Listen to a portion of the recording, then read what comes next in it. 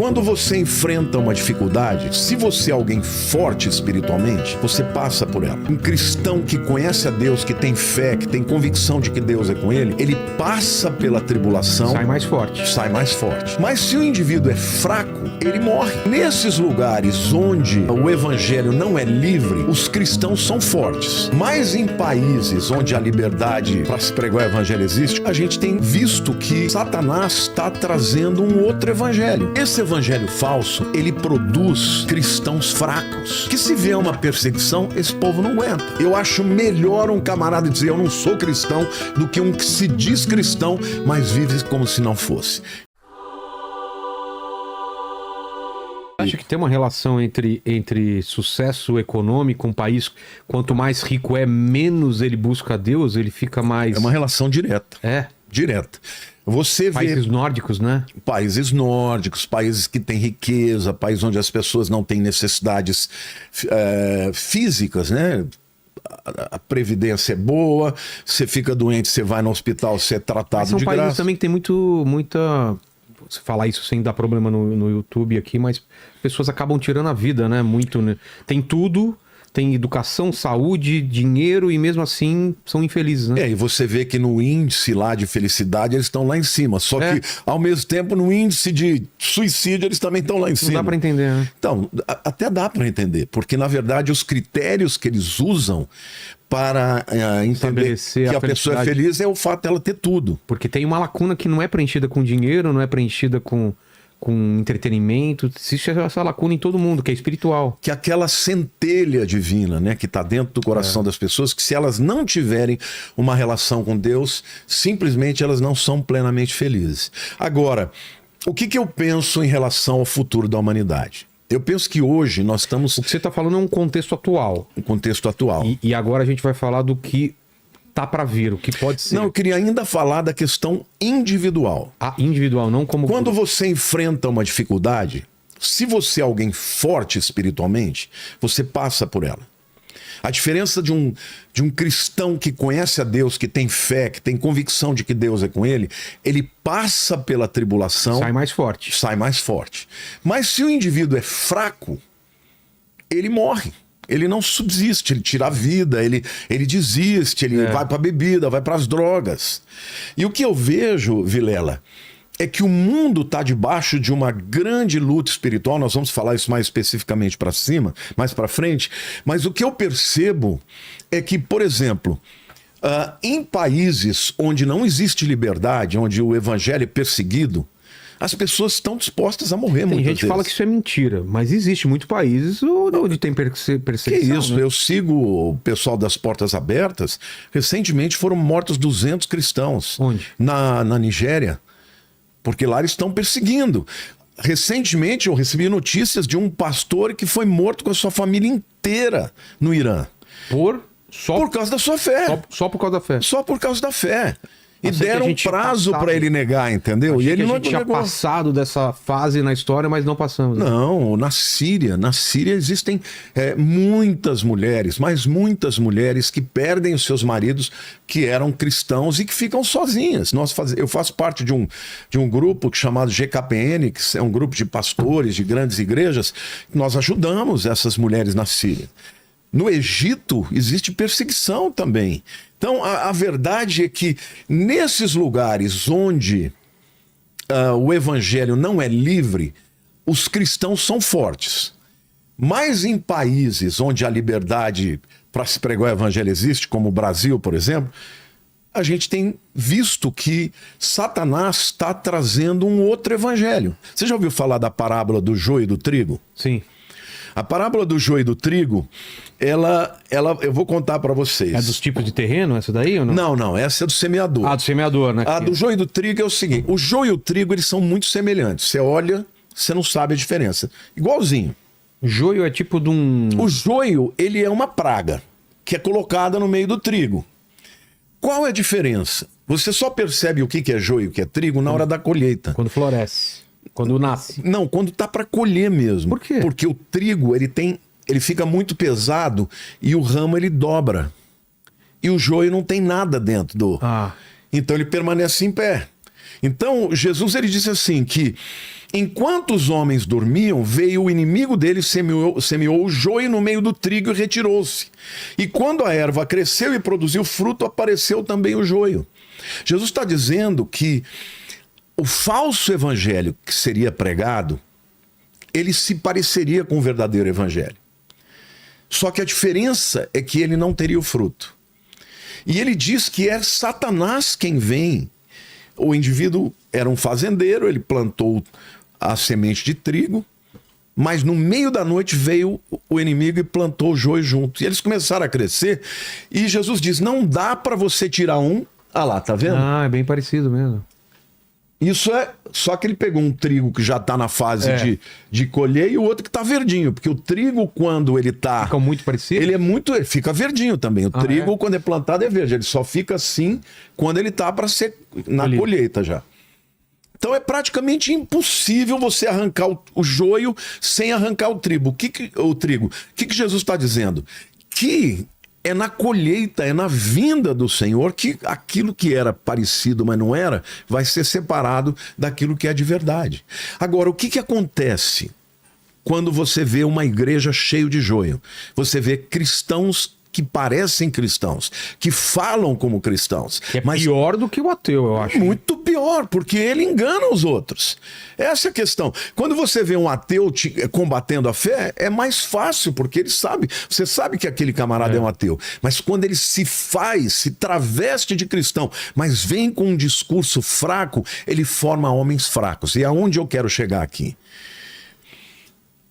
Nós vivendo um tempo em que o evangelho, por um lado, está sendo pregado em todo o mundo, tá? E aqui eu comecei dizendo que mais uma vez eu tenho que te agradecer, toda vez eu tenho que agradecer, e não é puxação de saco, mas na verdade, gente, esse programa aqui tem me levado para muitos lugares. Na Itália, eu estava na Itália, preguei em italiano, pela primeira vez, fiz toda a turnê em italiano. Entendeu? Fala italiano, então? Parlo italiano benissimo. O Lene também? O Lene também fala alguma coisa em italiano, Lene? Falo muito bem, mas fa bene. Como é que você fala de palavra em italiano? O pior é que eu sei uns palavrão em italiano. Não, é pastor. Parole. Lembra da música? É. Parole e palavras. Então, eu nos lugares que eu ia, muita gente vinha me visitar e falar, eu não perco uma entrevista sua no Vilela. Falei, mas você entende? Eu passei a entender depois que eu comecei a ouvir italiano. Que doideira. Tô falando de italiano. Eu fui em igrejas que não tinham brasileiro. Então tá chegando lá. Poxa, que e bom. Jesus falou, Vilela, que o evangelho seria pregado no mundo inteiro. Ele diz assim, Jesus fala, né? E será pregado esse evangelho do reino por todo mundo, para testemunha a todas as nações. Então virá o fim. Então, nós estamos vivendo um tempo em que o evangelho está sendo oferecido. Quando você traz, não só a mim, muitos outros padres e pastores que pregam a palavra, você está sendo um instrumento para levar, para que essa profecia se cumpra. E muito jovem assiste. Isso que é muito jovem. Isso é muito legal. Então, o que acontece? O evangelho chega, mas chega também aquele evangelho falso, que é o joio. E esse evangelho falso, ele produz cristãos fracos, que se vier uma perseguição, esse povo não aguenta.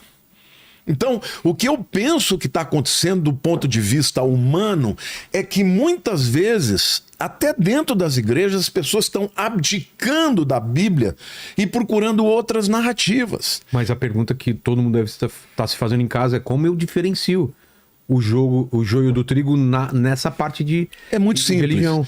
A mensagem do evangelho é a mensagem da cruz. Jesus disse, quem quiser me seguir, tome as suas cruzes e negue. Disso.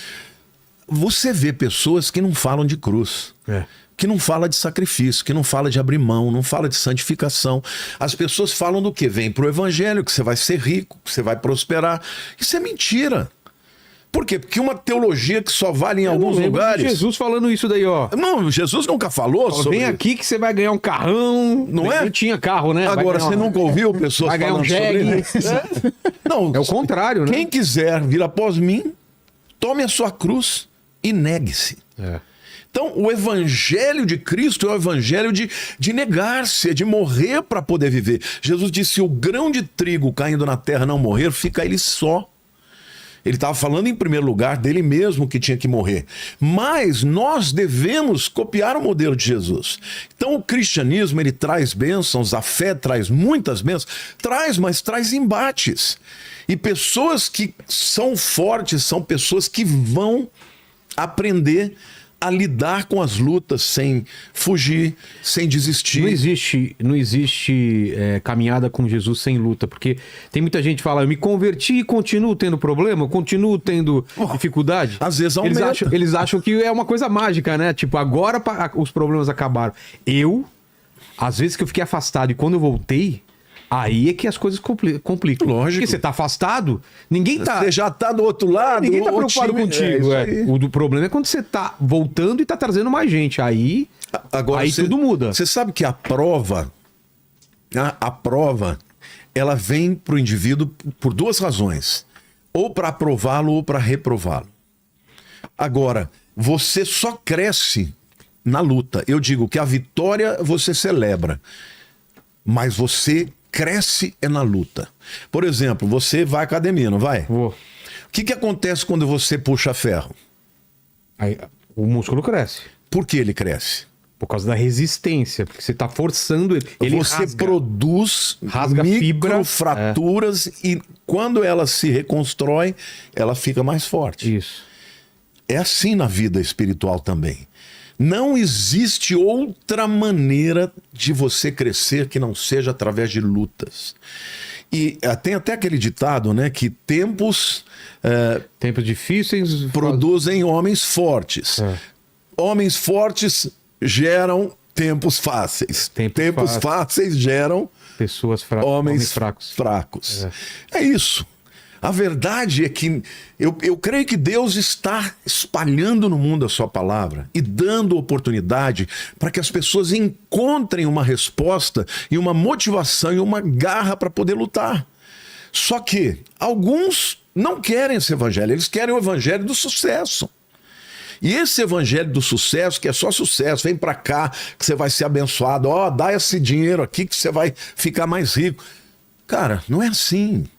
Vem pro evangelho e morra para si mesmo. É isso que Jesus fala. Só que ele diz que quando você morre, você ressuscita também.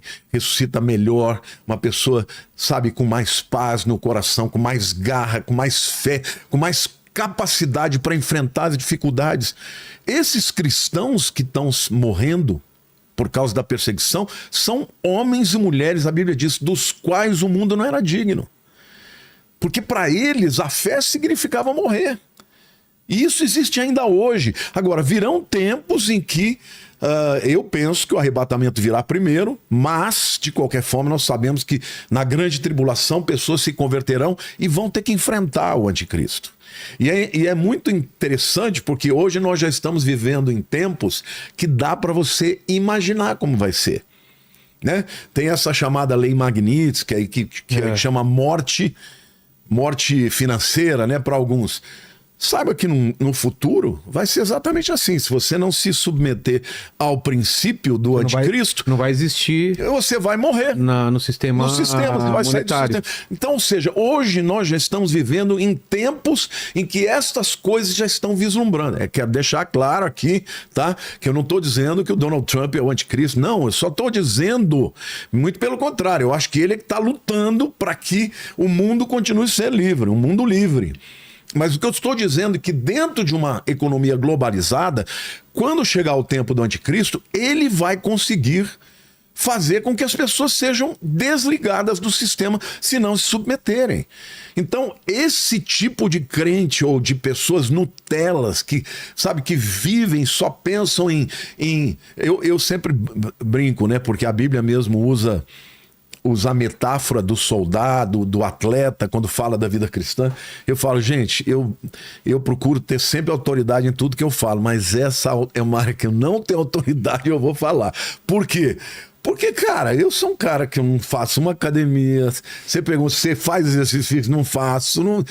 Então, assim, eu não tenho muita moral para falar, mas a Bíblia diz que a vida cristã é semelhante a um atleta de maratona, é semelhante a um lutador de wrestling. Você tem lutas. E quanto mais forte você, mais você se tornará uma pessoa apta para sobreviver. Numa guerra, só sobrevivem os fortes. Os fracos morrem. E aqui eu não estou falando de morte física, eu estou falando até de morte espiritual. Porque vai chegar um tempo em que as pessoas terão que lidar com a escolha de permanecer com a sua fé ou negar. Esse pastor iraniano que morreu com a sua família, deram mais de mês para ele negar a fé e dizer, não, eu sou islâmico. E ele falou, não vou negar, eu não vou negar Jesus. Aí mataram ele. Então, eu fico pensando, metade das pessoas que hoje se dizem cristãs, será que elas aguentariam um negócio desse? É. Então, eu peço para Deus, Senhor, se eu tiver que passar por isso, me dê força, porque eu não quero negar a minha fé. Agora, pessoas fortes espiritualmente, elas vão ter um destino, onde quer que seja, em qualquer circunstância, elas vão fazer diferença na história dos homens, tá? Então, o que eu vejo? Que a sobrevivência da humanidade passa primeiro pela sobrevivência dos indivíduos. E eu quero dizer para você que está me vendo, tá na hora de você levantar a cabeça e deixar de ser um cristão mimimi. Eu acho melhor um camarada dizer eu não sou cristão do que um que se diz cristão, mas vive como se não fosse. Então, essa sociedade que está enfrentando essas lutas que vão escalar para níveis maiores, ela vai dividir os fortes e os fracos. Eu não estou falando de fortes fisicamente, eu estou falando de pessoas que nada pode demovê-las da sua fé e da sua convicção. Eu me lembro dos discípulos, antes de Cristo ressuscitar, na crucificação todos fugiram. Só João ficou ali junto com Maria, mãe de Jesus, e mais algumas mulheres. Os outros fugiram todos. Pedro negou 3 vezes, né? Negou 3 vezes e ó, picou a mula.